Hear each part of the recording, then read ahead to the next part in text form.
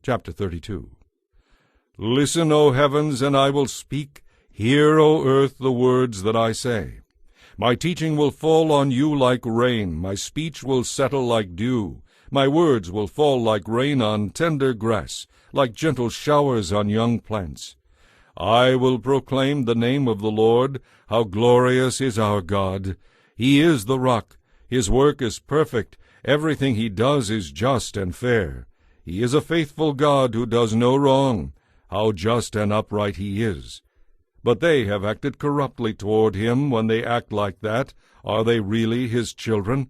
They are a deceitful and twisted generation. Is this the way you repay the Lord, you foolish and senseless people? Isn't he your Father who created you? Has he not made you and established you? Remember the days of long ago. Think about the generations past. Ask your father, and he will inform you. Inquire of your elders, and they will tell you.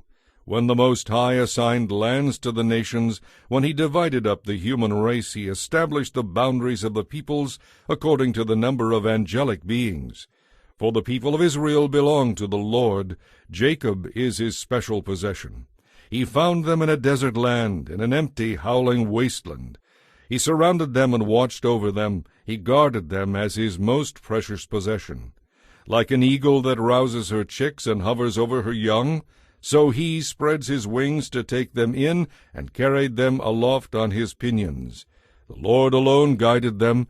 They lived without any foreign gods. He made them ride over the highlands. He let them feast on the crops of the fields. He nourished them with honey from the cliffs, with olive oil from the hard rock.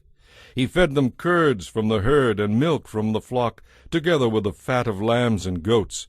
He gave them choice rams and goats from Bashan, together with the choicest wheat. You drank the finest wine, made from the juice of grapes.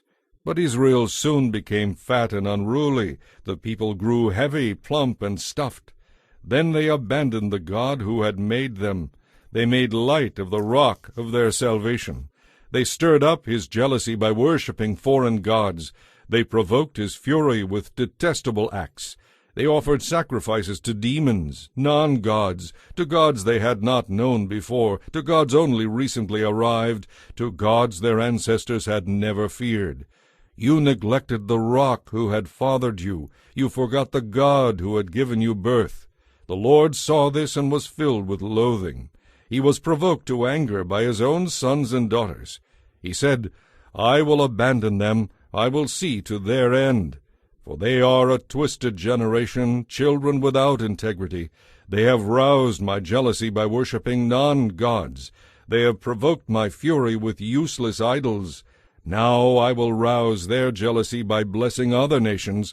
I will provoke their fury by blessing the foolish Gentiles. For my anger blazes forth like fire and burns to the depths of the grave.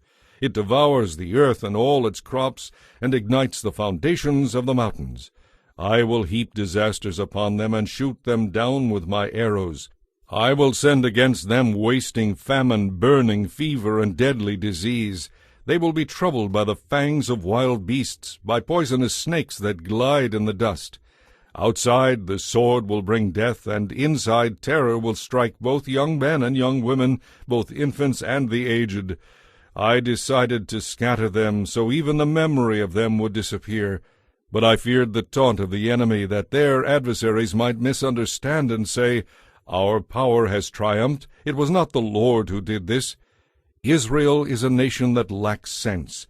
The people are foolish without understanding. Oh, that they were wise and could understand this! Oh, that they might know their fate! How could one person chase 1,000 of them, and 2 people put 10,000 to flight, unless their rock had sold them, unless the Lord had given them up? But the rock of our enemies is not like our rock, as even they recognize. Their vine grows from the vine of Sodom, from the vineyards of Gomorrah. Their grapes are poison, and their clusters are bitter. Their wine is the venom of snakes, the deadly poison of vipers. I am storing up these things, sealing them away within my treasury. I will take vengeance. I will repay those who deserve it. In due time their feet will slip. Their day of disaster will arrive, and their destiny will overtake them. Indeed, the Lord will judge his people, and he will change his mind about his servants when he sees their strength is gone, and no one is left, slave or free. Then he will ask, Where are their gods, the rocks they fled to for refuge? Where now are those gods who ate the fat of their sacrifices, and drank the wine of their offerings? Let those gods arise and help you. Let them provide you with shelter. Look now, I myself am he. There is no God other than me. I am the one who kills and gives life. I am the one who wounds and heals. No one delivers from my power. Now I raise my hand to heaven and declare, As surely as I live, when I sharpen my flashing sword and begin to carry out justice, I will bring vengeance on my enemies and repay those who hate me. I will make my arrows drunk with blood, and my sword will devour flesh, the blood of the slaughtered and the captives and the heads of the enemy leaders. Rejoice with him, O heavens, and let all the angels of God worship him, for he will avenge the blood of his servants. He will take vengeance on his enemies, and cleanse his land and his people.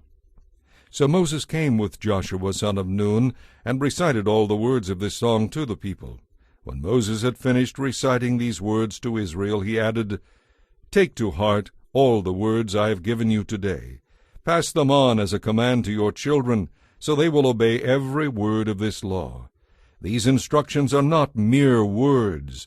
They are your life. By obeying them you will enjoy a long life in the land you are crossing the Jordan River to occupy. That same day the Lord said to Moses, Go to Moab, to the mountains east of the river, and climb Mount Nebo, which is across from Jericho. Look out across the land of Canaan, the land I am giving to the people of Israel as their own possession. Then you must die there on the mountain and join your ancestors, just as Aaron your brother died on Mount Hor and joined his ancestors. For both of you broke faith with me among the Israelites at the waters of Meribah at Kadesh in the wilderness of Zin. You failed to demonstrate my holiness to the people of Israel there. So you will see the land from a distance, but you may not enter the land I am giving to the people of Israel.